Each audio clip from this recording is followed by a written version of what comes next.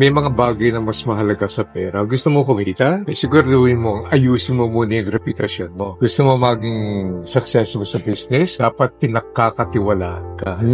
Kasi meron tayong tinatawag na the bamboo network eh.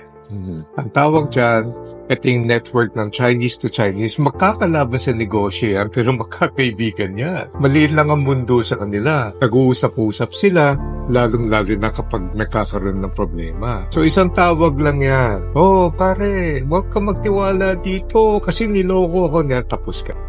So, isa sa mga pinakamalaking bagay na natutunan ko sa aking views in doing business is you have to protect your reputation and credibility. Ano yung sinasabi mo talaga napakahalaga is reputasyon muna bago pera. Yes. Na madalas, di ba, yung nabubulag ang mga tao di ba, with regards to opportunity at ang dami nating naririnig na mga kwento na magkakaibigan, magkakamag-anak, nasisira. Oo, hindi lamang yan. Money changes people.